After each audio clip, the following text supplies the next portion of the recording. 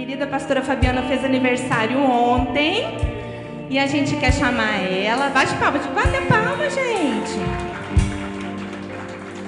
Eu não pude abraçar ela ontem, então você que ainda não abraçou, ontem foi aniversário dela, um dia especial. E gostaria de chamar o pastor Paulo Júnior para orar por ela. Nosso querido pastor Paulo Júnior. Se o seu marido quiser vir ficar aqui com você também. E acho que tem uma coisinha para entrar aí, vamos ver. Aí, porque chega a hora do parabéns. Mais alto!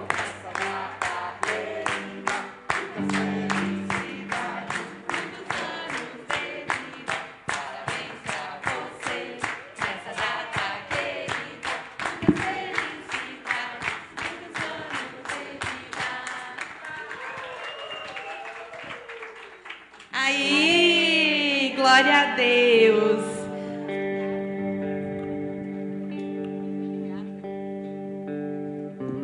Ó, primeiro, pode sentar um pouquinho aí. Primeiro, um abraço da Lana, sua irmã, sua amiga, sua tia, sua mãe, vó dos seus netos. E depois, nossa gratidão. Porque o Ogálvaro seria insuportável sem você. Nós não teríamos chegado até aqui. Não. Você sabe disso. E ele sabe disso. Eu louvo a Deus porque se tem alguém que participou assim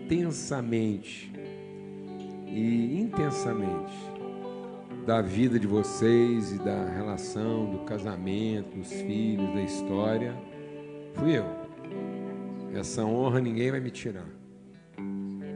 Ninguém. E às vezes as pessoas não sabem de que substância a nossa amizade foi feita. Não sabe. Vem cá, meu irmão.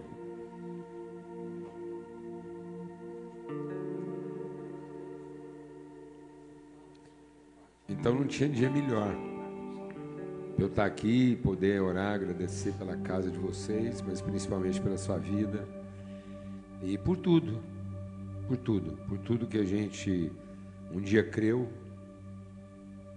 um dia a gente viu isso aqui, não foi? Quando a Fabiana nem era sua namorada, eles nem namoravam,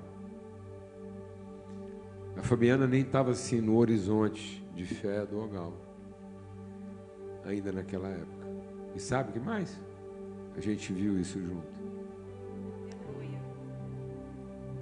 A gente viu os filhos, viu os amigos, viu o mundo.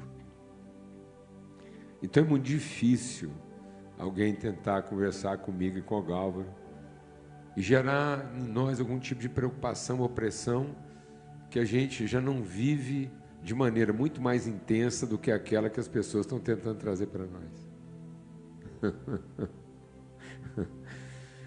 Então é uma alegria, viu, Fabiana? É uma alegria porque você creu, você não só creu, você entregou seu ventre, você foi corajosa, ousada, na cabeça de muita gente imprudente, insana. Quantos anos você tinha quando a gente foi morar junto lá no Rio? 21 anos, primeiro filho com 3 meses. 21 anos. E ela topou, e ele seguir junto. Uma visão de gente louca, gente doida, para encarar um mundo que nem nos conhecia, acreditando que a gente levaria bênção e virtude para aquele povo. Ajudou a cuidar do Paulo Neto. Vem cá, Netão. Você tem que abençoar esse casal. Trancava o quarto para o Tiago não pegar os carrinhos dele e parte do Tiago é feito de Lídia, porque o Tiago mordia na Lídia dia sim, dia não. E são amigos, são irmãos, né?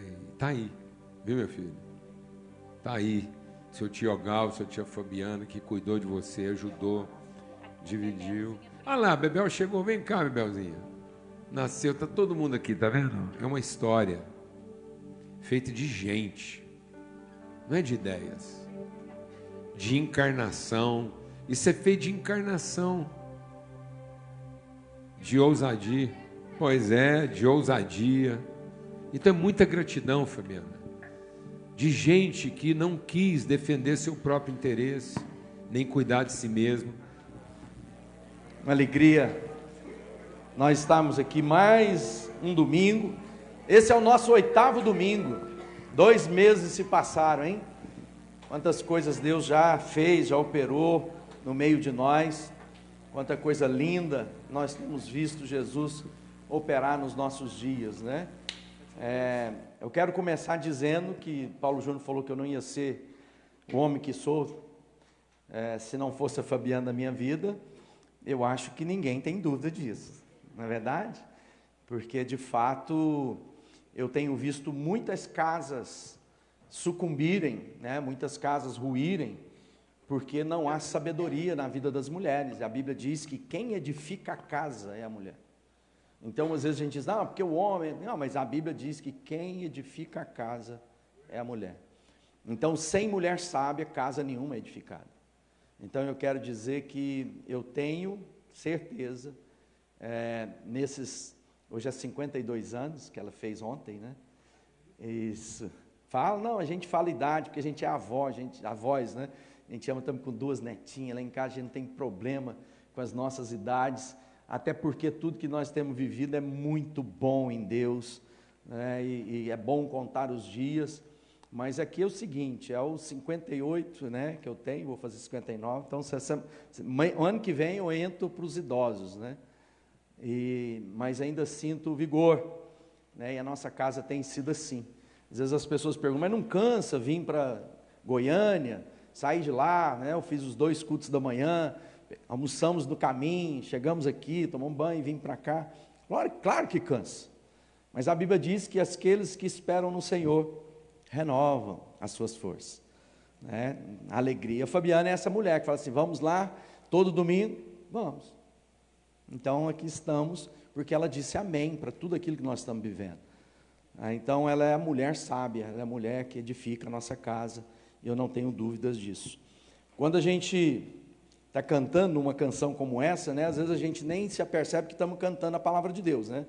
Então quando está dizendo, era lindo assim, tem fogo nos olhos, é a visão de João, lá no Apocalipse, quando ele vê Jesus, e Jesus diz para ele, escreve uma carta, né? Então João é aquele usado por Deus para escrever uma carta às 7 igrejas, a pedido, a mando de Jesus, e a visão que ele tem de Jesus era de uma visão apocalíptica, né?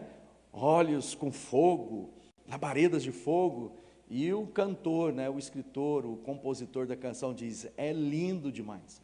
Mas ao primeiro momento pode ser uma visão aterradora, né, para a nossa vida. Porque imagina, sei lá, numa ilha vulcânica, quem foi conosco na primeira viagem das terras bíblicas, a gente passou lá pela ilha de Patmos, nós paramos, o navio parou, a gente desceu lá na ilha de Patmos, e é uma ilha que quem conhece as ilhas gregas, praticamente não tem árvore, porque venta muito, então até uva é no chão, porque o vento não permite árvores muito grandes lá. Então a ilha vulcânica sem sombra, né, imagina a dificuldade do João de manter sua lucidez com o sol que batia na vida dele o tempo inteiro. Então o João pode ter olhado para aquela visão e falou, estou sonhando, mas na verdade era um sopro de Deus, era a vontade de Deus para a vida dele. Então que hoje seja assim, com velas acesas. Outra tradição do Israel, quando Jesus fala assim, olha, eu vou para a casa do meu pai, vou preparar a morada e venho buscar vocês. Isso é uma tradição judaica, onde o noivo ia lá junto com o pai dele, com a outra família, desposava. Se a mulher dissesse sim para o casamento, ele dizia, então você espera, do noivado era o tempo de eu ir construir uma casa junto à casa do meu pai, lá no terreno do meu pai, e quando a casa tiver pronta, eu volto para te buscar.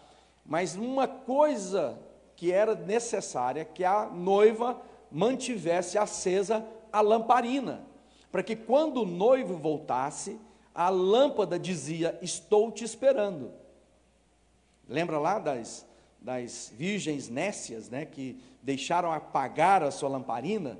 É porque quando o noivo voltasse, ela poderia ter mudado de ideia e não quer mais o casamento. Então, quando nós estamos dizendo: olha, as minhas lamparinas estão acesas, Maranata, volta Jesus, eu estou te esperando, eu quero você. Quem quer esse encontro com Jesus? Né? Muita gente quer encontrar com Jesus, mas não quer morrer, né?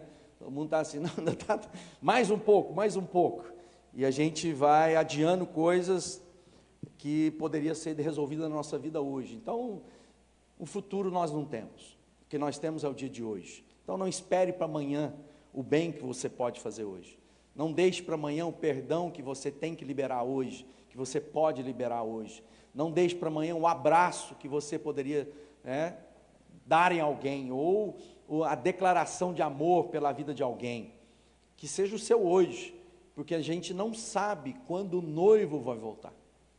Então é importante nós estarmos preparados. E como que a gente se mantém preparado? Com as mãos limpas, com o coração limpo, com um coração desejoso e limpo, no sentido de que eu já confessei meus pecados, eu já entreguei minha vida, e agora eu estou pronto para encontrar Jesus. Então faça isso nos nossos dias. Mas isso só é possível pela presença do Espírito Santo na nossa vida. E essa chama que brilha, que cultiva, né, que queima no nosso coração. Algumas pessoas podem dizer: mas é muito difícil ser discípulo do Cristo. Não, não é difícil. Para o homem é impossível. Tanto é que as pessoas criam religiões para tentarem alcançar a Deus. E se não der nessa vida, a gente vai tentar mais uma, porque é impossível. Você pode viver quantas vidas fosse possível, se possível fosse, mas não é, segundo a Bíblia. Então, a Bíblia fala assim: cabe ao homem viver uma só vida, vendo depois disso o juízo. Então, o que nós temos que fazer aqui agora, manter a lamparina acesa, o fogo de Deus aceso. E só podemos fazer isso se esse Espírito que a Bíblia diz estiver na nossa vida. Ninguém vai conseguir viver a vida que Deus tem se não for o Espírito Santo.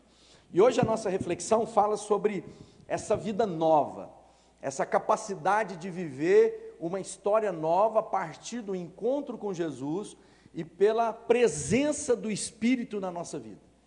E aí a gente vai pegar o livro de Atos. O livro de Atos é o livro que o Lucas, que escreveu o Evangelho, escreve. Na verdade, quando Lucas escreve, era o mesmo livro.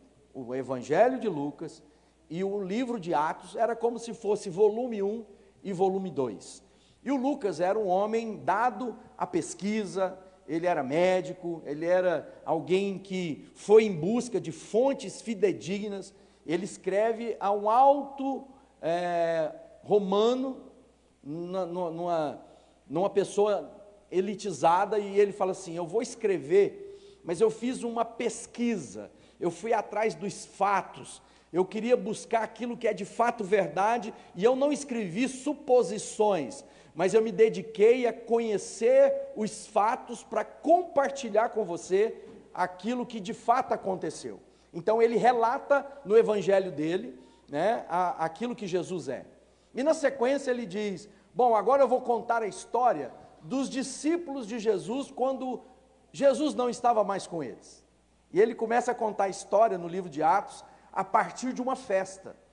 Ele começa contando a história quando o povo estava reunidos lá em Jerusalém para celebrar o Pentecostes. O Pentecostes, a palavra já indica, é 50 dias depois da Páscoa.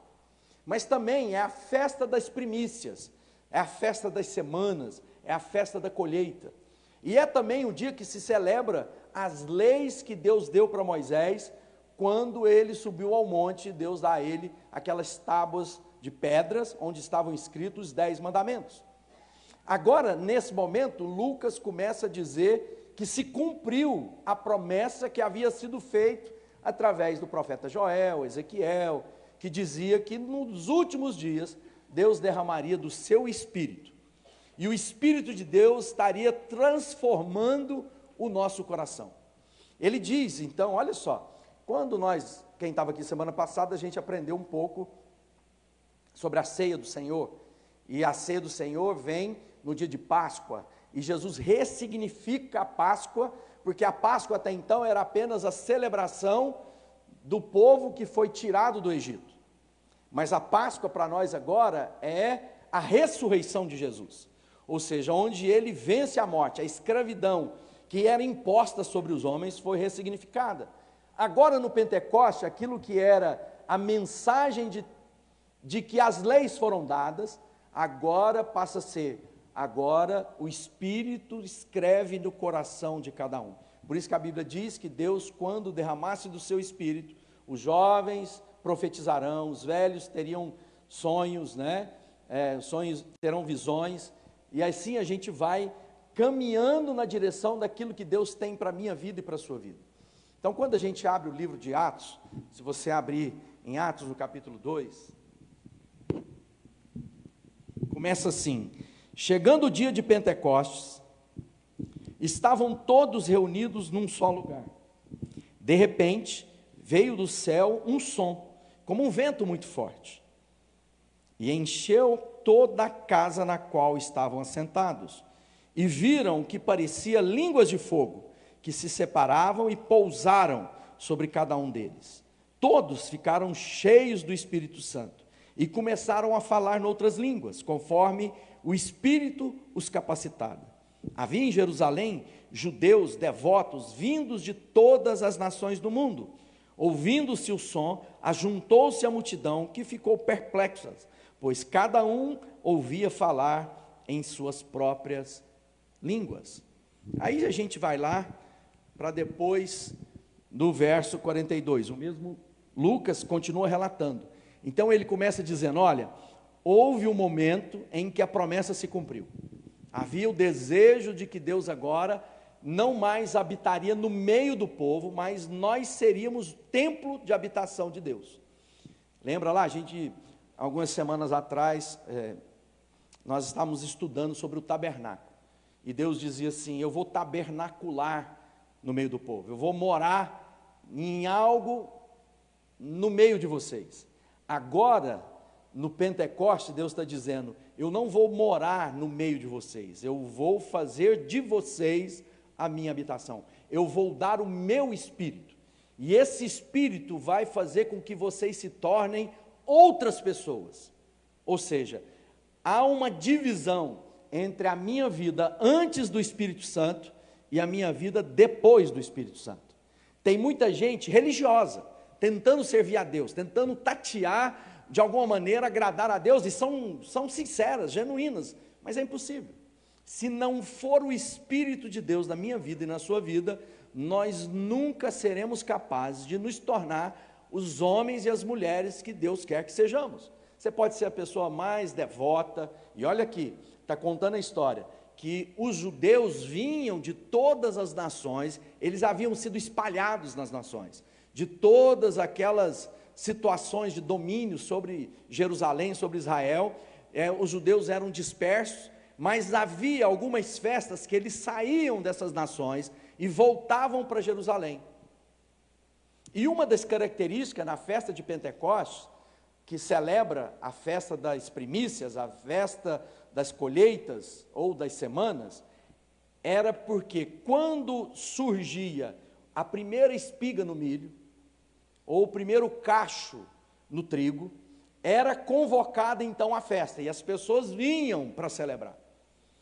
Mas quando elas vinham, elas tinham um objetivo: trazer uma oferta para Deus. Então presta atenção no que Deus quer nos ensinar, das transformações que é operada na nossa vida a partir do Espírito de Deus em nossa vida. Lá no verso 42 desse mesmo capítulo 2, diz assim: eles, quem? Os discípulos, os seguidores do Cristo. Quem aqui é seguidor de Jesus, do Cristo? Fala: eu sou. Aí o Lucas está relatando, ele está dizendo, lembra lá do Pentecoste, o que mudou na vida deles? Ele começa: eles, os discípulos, se dedicavam ao ensino dos apóstolos e à comunhão, ao partir do pão e às orações. Todos estavam cheios de temor, e muitas maravilhas e sinais eram feitos pelos apóstolos. Os que criam mantinham-se unidos e tinham tudo em comum, vendendo suas propriedades e bens, distribuía cada um conforme a sua necessidade. Todos os dias continuavam a reunir-se no templo, e no pátio do templo, partiam o pão de casa em casa, e juntos participavam das refeições com alegria e sinceridade de coração, louvando a Deus e tendo a simpatia de todo o povo, e o Senhor lhes acrescentava diariamente os que iam sendo salvos. Então parece que, por causa que o Espírito foi derramado, surge uma comunidade que passa a viver uma vida diferente da vida que viviam anteriormente. Como consequência da presença de Deus na vida daqueles homens e mulheres, essa comunidade agora passou a ter hábitos, práticas, que antes não tinham. Ou seja, se eu quero saber se a minha vida está caminhando na direção do que Deus tem para mim, eu preciso saber se, de fato, quando a palavra de Deus entrou na minha vida, quando o Espírito de Deus passou a habitar em mim, se a minha vida mudou. Por isso que a gente chama isso de conversão, não é isso? Eu estava indo numa direção, nos meus pensamentos, nas minhas ideias, nas minhas escolhas, eu tenho um encontro místico com Deus e a minha vida converge. Ou seja, eu deixo de ir por caminho que eu estava e passo agora a seguir o que Deus tem para mim. Não é o que a religião diz para mim, não é o que o pastor Ogálvaro falou para mim, não é o que Salgaterra diz que eu tenho que fazer, mas é aquilo que a palavra de Deus tem. E eu quero reforçar isso aqui, porque uma das coisas que era consequência de homens e mulheres cheios de Espírito Santo é que eles meditavam, eles seguiam a doutrina dos apóstolos. Então ele está dizendo, olha, eles estavam sendo ensinados de acordo com a Bíblia. Você conhece a Bíblia que você diz seguir? Porque talvez você está comendo apenas comida requentada, o que o pastor meditou e trouxe para você. Mas aonde está a sua meditação? Aonde está o seu momento com Deus? Por isso que muita gente está falando assim, tem gente que foi machucada, tem gente que foi explorada, tem gente que foi abusada espiritualmente. A Bíblia diz assim, não vos deixeis enganar por quem quer que seja. E por que então as pessoas são enganadas? Porque são preguiçosas, não lê a Bíblia. Então, muito menos, do que ficar tentando dizer quem é que você não deve ouvir, é você mesmo ler a Bíblia e dizer, isso que eu ouvi não é palavra de Deus. Isso que eu ouvi está em desacordo com a Bíblia. Mas muitas vezes nós desconhecemos a Bíblia. E aí nós transferimos a responsabilidade para as pessoas para nos ensinar, ao invés de irmos à fonte e aprendermos o que a Bíblia diz para nós. Então a responsabilidade, meu irmão e minha irmã, de uma vida transformada é gente ensinada na doutrina dos apóstolos. Aí ele fala assim, eles perseveravam na comunhão, no partir do pão. Então ele está dizendo, gente sozinha não vai prestar, comunhão é fruto de Deus na minha vida, onde há uma conexão do Espírito que habita em mim, com o Espírito que habita na vida do meu irmão, e essa comunhão vai produzir vida, porque ele diz que é no meio da comunhão, que ele ordena a bênção da vida. Por isso que tem muita gente vivendo uma vida muito menor, medíocre, mais rasa, do que a vida que Deus tem. E aí a gente está sempre em busca de culpados, porque que eu não consigo viver a plenitude, porque muitas vezes sou preguiçoso, eu não leio a Bíblia, porque muitas vezes eu me isolo, e a gente tem mania disso. Jesus fez o contrário.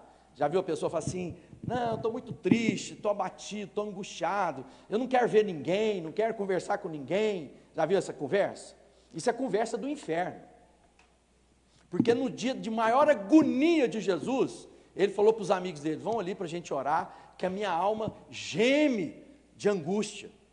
Ele não disse, gente, dá licença, que hoje eu não estou bem, eu estou querendo ficar calado, não estou querendo conversar com ninguém. Não, ele disse, vem comigo, vele comigo, orem comigo, porque a minha alma está angustiada.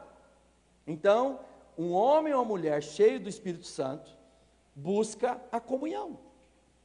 Viu o que o Paulo Júnior diz? Que muitas vezes a amizade, ela é difícil, porque o amigo afia o outro. O amigo fala verdades a respeito de nós porque quer o nosso bem. E muitas vezes a gente se isola porque a gente sabe o que a gente precisa, o que Deus tem para nós, e voluntariamente fazemos uma escolha para andar longe do que Deus tem para mim. E para isso eu preciso me afastar das pessoas que amam Jesus.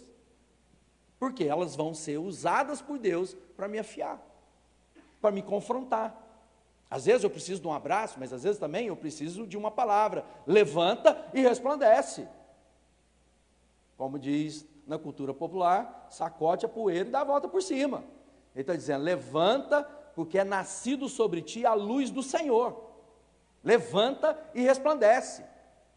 Porque o seu passado, ninguém pode mudar, mas o seu futuro, o diabo quer comprometer com o seu presente. E sabe como é que a gente lida bem com o nosso presente, com as dores e as angústias do dia de hoje? Olhando para o eterno. Porque quando eu olho para o eterno, eu lido com as dores sem medo. Porque eu tenho convicção e certeza que agindo Deus, nada nem ninguém pode contrariar. Porque Ele diz que vai terminar a obra que Ele começou na nossa vida. E é interessante que essa caminhada lá de Atos, e fala dessa transformação da nossa vida, né? Que é dado no dia de Pentecoste, nessa festa, eles tinham um objetivo. Então, o Pentecoste vem, as pessoas traziam, né? E Atos está dizendo, e eles vendiam as suas propriedades, distribuíam. A primeira pergunta que nos levanta, quando a gente entra nessa coisa prática da nossa espiritualidade, essa é uma reflexão, está lá no nosso livro. O ano passado a gente meditou sobre disciplinas espirituais. E uma das disciplinas necessárias na nossa vida é generosidade. Que muitas vezes a gente gosta de falar e faz pouco. Porque aqui está dizendo que aquelas pessoas, quando eles viviam em comum, eles tinham tudo em comum. Eles vendiam suas propriedades e traziam, e não havia quem passasse falta entre eles. Isso levanta para nós uma pergunta. Nós podemos trazer algum tipo de oferta que agrade a Deus? É uma pergunta, não é? E Deus, quando eu trago oferta, Ele recompensa a minha vida? São perguntas da nossa espiritualidade, porque muitas vezes a gente está dizendo, não, Deus não quer isso, ou Deus não quer aquilo, ou senão nós dizemos, não, vamos comprar Deus, se a gente vier aqui. Por exemplo, música, nós estamos aqui cantando. E a Bíblia diz assim, ofereçam a Deus sacrifícios de louvores. Primeiro que louvor e adoração não é apenas música, é um tipo de vida que eu vivo. Mas ao mesmo tempo é música, porque nós nos ajuntamos como assembleia solene e cantamos das grandezas de Deus. Música é algo tão importante que controla o ambiente, não é isso? Você vai na academia, batidão. Você vai para um lugar para a vaca dar mais leite, agora eles põem música clássica para as vacas. Então, se você quer ver um filme de suspense, se tirar a trilha sonora, perde a intensidade. Então, música é importante. Mas Deus escuta música, porque Ele está dizendo que é sacrifício de louvor. Há uma frase do nosso querido Asaf, diz assim, Deus não escuta música, Ele escuta corações. Então, quando nós vamos entregar a nossa música, Deus quer o meu coração. Eu não sei cantar, desafinado, errar as letras. Mas pode ter a pessoa mais afinada que nós juntos cantando, Deus não vai fazer acepção de um de outro, só porque alguém canta bem e outro canta mal. Mas Deus ensina a respeito da motivação da minha adoração.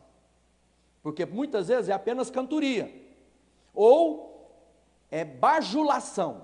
Então tem muita gente querendo bajular a Deus, para Deus ser favorável a mim. Então se eu fizer, se eu entregar, se eu falar, Deus vai ficar tão empolgado comigo, vai dizer, então eu vou dar aquela dádiva para a Fabiana, porque ela, olha só o quanto, Deus não é servido por mãos humanas, mas ao mesmo tempo Ele diz que Ele recompensa aqueles que o buscam, né? Ele diz que não é, sem fé é impossível agradar a Deus, porque é necessário que todo aquele que nele crê, né, se aproxime dele pela fé, e Ele recompensa aqueles que se achegam a Ele em fé.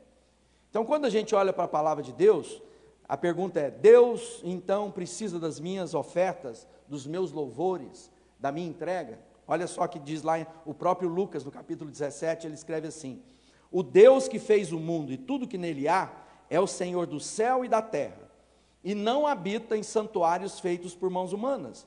Ele não é servido por mãos de homens, como se necessitasse de algo, porque ele mesmo dá a todos a vida, o fôlego e as demais coisas. Então ele está dizendo, olha, Deus não vai se mover por conta das nossas bajulações, como as divindades humanas o são. Elas pedem o quê? As suas oferendas. Mas lá na Bíblia, onde começa a falar sobre oferta, entrega, adoração? Caim e Abel.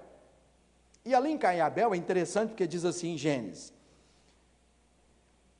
o Senhor aceitou com agrado Abel e a sua oferta, mas não aceitou Caim e a sua oferta. Então, quando a gente apresenta a oferta para Deus, parece que Deus está dizendo que aceita a oferta, mas ao mesmo tempo o texto está dizendo que ele não aceita a oferta. Mas o que faz diferença ali? O tipo da oferta de um e de outro? De vez em quando a gente ouve isso, um trouxe fruto do seu trabalho, outro da caça, mas o que está dizendo o texto é, Deus, ou o Senhor, aceitou com agrado Abel e a sua oferta, mas não aceitou Caim e a sua oferta. Então parece que não é o tipo de oferta que eu entrego, mas quem entrega a oferta. Quem é o coração de quem entrega? Quem é o coração de quem adora, de quem louva a Deus? Porque muitas vezes nós estamos fazendo a coisa certa com a motivação errada, e Deus vai rejeitar a mim, e não exatamente o que eu entrego para Ele. Então nós temos que aprender que é sim, Deus quer que possamos trazer ofertas, e a oferta que Ele aceita, e a oferta que Ele não aceita. A segunda pergunta seria, Ele recompensa quando eu trago a oferta? Será que isso é a teologia da prosperidade? É fato que a Bíblia diz que tudo que o homem semear, assim também ele colherá. Então ele não estava falando, e Paulo estava escrevendo, a gente fala assim, mas ele está falando das bênçãos celestiais, também, porque nós vamos ver que é isso, mas ali naquele caso, Paulo estava falando de levantar uma oferta, né, como o Rodrigo leu mais cedo aqui, e era uma oferta para ajudar os irmãos de outro lugar, está dizendo, olha, lembre-se de uma coisa, todo aquele que semeia pouco, colhe pouco, e todo aquele que semeia muito, colhe muito. Então há uma regra que Deus colocou, há um princípio que Deus colocou. Mas ao mesmo tempo, Jesus, quando vai falar de dádivas ou de sacrifícios, de ofertas, Jesus cita 3 coisas: esmolas, jejuns e orações. Então a primeira coisa, eu quero ter uma vida espiritualmente saudável, eu preciso ser alguém que tem oração na minha vida, que tem esmola, quando nós contribuímos com aquele que tem menos, né? Mas o problema é que a gente pensa que esmola é aquilo que nos sobra. Nós estamos fazendo a campanha lá para a aliança nas vítimas da catástrofe lá no Rio Grande do Sul. 2 semanas para trás eu estava lá, e é cenário de guerra, parece aquela coisa de bombardeio, né, que acabou com tudo. E a gente recolheu, lá em Uberlândia, nós enviamos 17 carretas lá para o sul. E a gente, no primeiro momento, recebemos doações de tudo. E aí a gente tinha lá um barracão de uma empresa que cedeu para nós, e ali tinha equipes fazendo separação das doações. Meus irmãos e minhas irmãs, lixo. Um sapato, um chinelo, era o Saci Pererê, pelo jeito, que ia ter que vestir aquilo. Roupa velha, suja, que não tem jeito de usar. Então as pessoas pensam que ajudar os pobres aos necessitados é dar o que não presta. Mas Deus começa a falar sobre oferta no holocausto. Lá em Levítico ele fala assim, olha, que tipo de oferta que nós devemos trazer? Lá fala sobre assim, da tenda do encontro o Senhor chamou Moisés e lhe ordenou, diga o seguinte aos israelitas, quando alguém trouxer um animal como oferta ao Senhor, que seja do gado e do rebanho das ovelhas. Se holocausto, o Senhor, ou o sacerdote, queimará tudo isso no altar. É um holocausto, oferta preparada no fogo e aroma agradável a Deus. Então, lembra de Davi? Davi ia fazer o holocausto, o que ele fez? Né? O fazendeiro lá falou assim, não, meu rei, vem cá, pega o que você precisar, pode pegar aqui do meu gado. E o Davi diz o quê? Eu nunca vou oferecer uma oferta a Deus que não me custe algo. Então, quando nós estamos falando de esmolas, de entrega, de oferta, não é daquilo que não me faz falta. Deus quer que a gente seja homens e mulheres que consagra a Ele tudo o que somos. E por consequência, tudo que intelectualmente representamos e tudo aquilo que está na nossa mão para administrar para Deus. É interessante que quando está falando de holocausto, a palavra holocausto vem lá de olá, que é queimado completamente. O livro de Levítico é o primeiro livro que os meninos judeus aprendem. Para nós parece um livro complicado, porque é cheio de regulamentos, é ovelha, é pombinha, é todo tipo de animal. Mas há uma coisa no holocausto que é importante lembrar. Era necessário que fosse algo do rebanho da pessoa. Ele não podia ir lá e comprar de outro. Era algo que era próprio da vida dele. Lembra? O Rodrigo falou isso mais cedo, daquela mulher que colocou 2 moedas. Quando falou assim, essa foi o que deu mais. Por que ela deu mais, sendo que tanta gente dava muito mais moedas? Porque Jesus diz, ela deu daquilo que vai fazer falta para ela. É daquilo que ela deu a vida dela. Então, na nossa vida, se eu quero viver o que Deus tem para mim, eu tenho que estar disposto a entregar a minha vida para Deus. Mas muitas vezes a gente não faz isso. A gente entrega partes da nossa vida. Nós dizemos para Deus, aqui o Senhor pode trabalhar, aqui pode deixar que eu administro. Então o meu casamento o Senhor não toca não, tem um filho complicado, esse eu consagro ao Senhor. Olha, tem uma empresa que não vai bem, essa eu coloco no teu altar. Então nós vamos lá e não entregamos tudo o que somos. Nós entregamos o defeituoso. E a Bíblia diz que esse animal tinha de ser sem defeitos. E muitas vezes o que a gente quer entregar para Deus? O problema, a dificuldade, a deficiência, o cego, o surdo, o mudo, que é aí que ele está dizendo, olha, vocês não tragam animal que seja cego, não pode ter mancha, ele não pode ter úlcera. Sabe quando Jesus foi lá, escrutinado durante aqueles dias? Aquilo era um sinal, assim como as ovelhas que eram consagradas para o holocausto, era feita, porque o sacerdote, ele abria o animal para ver se tinha úlcera, porque se no estômago daquele animal tivesse algum tipo de doença, ele não podia ser consagrado ao Senhor. Então não é a aparência, porque você pode pegar lá e falar assim, olha a aparência, esse bezerrinho é muito lindo, mas às vezes ele está cheio de úlceras no seu interior, e Deus diz, eu não aceito o defeituoso. O que Deus está falando comigo, com você?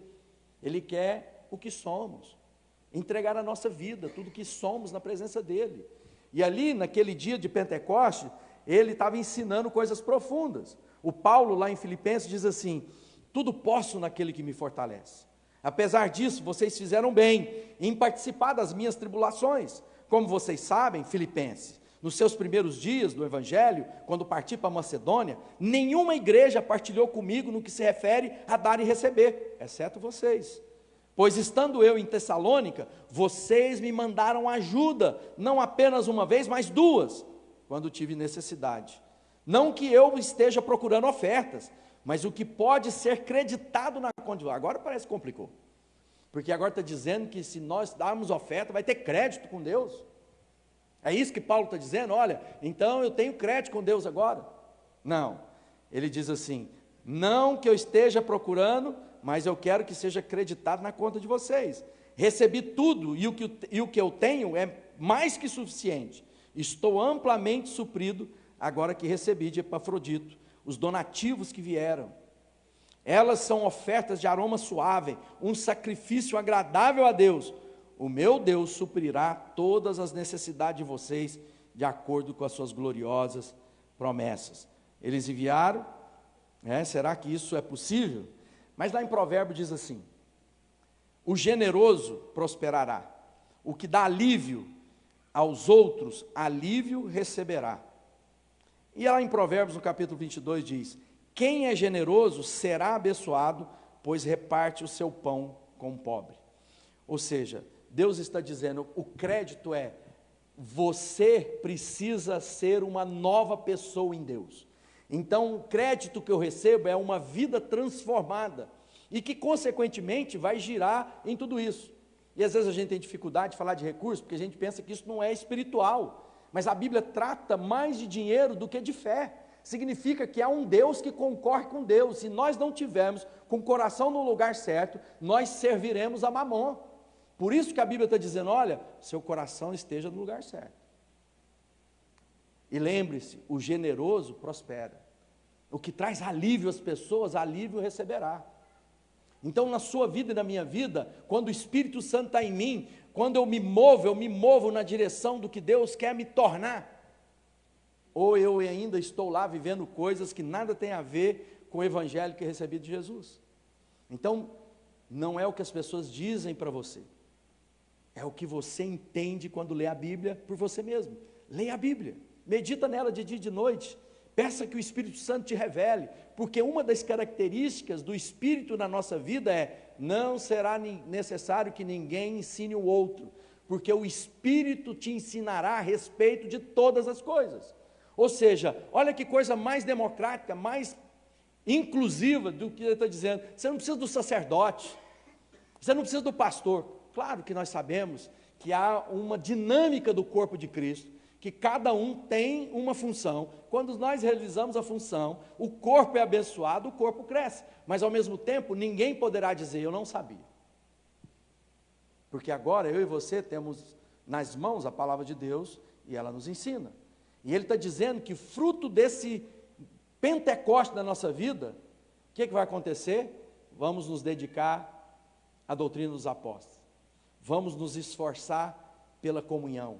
Vamos nos dedicar à oração, vamos nos reunir no templo e nas casas, e nós vamos ser generosos na nossa maneira de viver, em tudo, no abraço, no cuidado, no zelo, em repartir os dons que Deus colocou na sua vida, para que assim a gente possa experimentar toda a recompensa que Deus tem para nós. E eu termino dizendo, Jesus falando, eu afirmo a vocês que isso é verdade, em Marcos 10, aquele que por minha causa e do Evangelho deixar casas, irmãos, irmãs, mãe, pai, filhos ou terras, receberá muito mais ainda nessa vida, receberá 100 vezes mais casas, irmãos, irmãs, mães, filhos e terra, e também perseguições, e no futuro receberá a vida eterna. Mateus 6,33, busque em primeiro lugar o reino de Deus e sua justiça, e todas essas coisas os serão acrescentadas a vocês.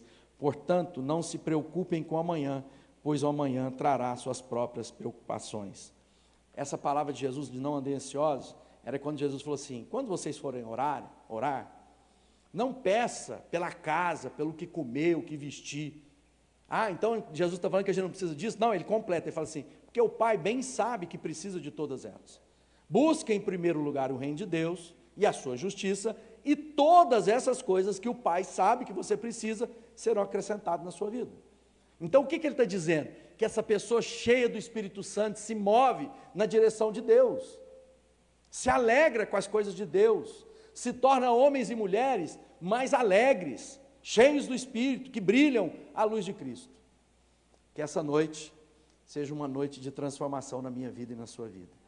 Seja uma noite que isso aqui foi um banquete, né? Paulo Júnior poder estar aqui com a gente, isso é presente de Deus, né? Um amigo, um companheiro que mostra a jornada. É o Rodrigo, 2010, não, isso é de...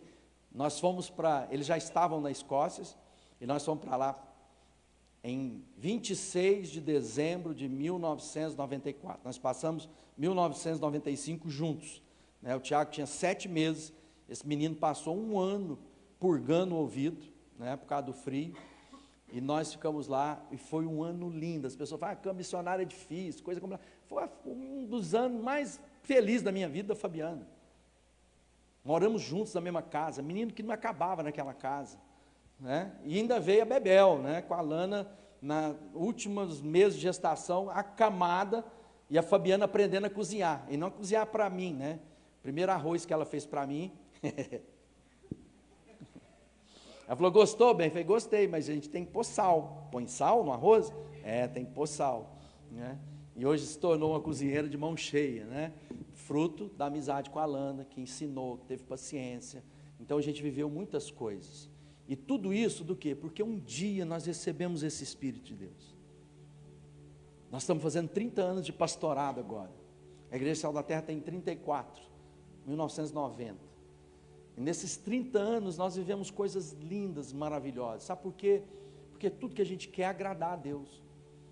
Teve vento forte? Muitos. Até hoje. Deus quer fazer coisas novas na sua vida e na minha vida. Quem quer o novo de Deus na sua vida? É preciso o quê? Ouvir o Espírito. O Espírito está aqui, ele diz assim: aquele que não tem, peça, porque Deus vai derramar do seu Espírito. Queria que você colocasse a mão no seu peito. Pai, nós estamos aqui essa noite, porque o Senhor nos trouxe aqui para falar o coração. O Senhor nos trouxe aqui para que poderosamente a nossa vida fosse transformada pelo Teu amor em nós. Abençoa cada um aqui, batiza com o Espírito Santo, dá revelações, dá sonhos. Senhor, traz profecia, traz, ó Pai, o poder e a autoridade que só o Senhor pode derramar sobre nós, para nos transformar em homens e mulheres que sejam a imagem de Cristo, para que na nossa caminhada, na nossa jornada, Cristo seja visto em nós. Muda o nosso caráter, traz esperança, a paz que excede o entendimento, cura as nossas enfermidades de alma. Senhor, nos livra das armadilhas que o Satanás tem colocado contra nós. Faz com que nós possamos olhar para o nosso passado e avançar, e não ficarmos presos nas coisas que para trás ficaram. Espírito de Deus, tenha misericórdia de nós essa noite. Se você é alguém hoje que quer tomar uma decisão, fala assim: eu quero ser esse verdadeiro adorador, um adorador que adora a Deus em espírito e em verdade. Quero colocar tudo que eu sou na presença de Deus. Eu não quero me poupar na caminhada com Jesus. Eu quero cumprir o meu propósito no meu tempo presente. Eu quero que tudo aquilo que está nas minhas mãos sejam para a glória de Deus. Meu pensamento, meu coração, as minhas obras, tudo seja para a honra e glória de Cristo Jesus. Se você quer fazer essa oração comigo, levante uma das suas mãos, que eu quero orar e te abençoar, para que seja um tempo novo na sua história e na sua jornada. Pai, eu apresento as nossas vidas, homens e mulheres que dizem sim para Ti essa noite. Abençoa no nome de Jesus, com um tempo novo, com uma vida nova, para louvor do Teu nome. Amém e amém. Podemos aplaudir o Rei dos Reis, Senhor dos Senhores.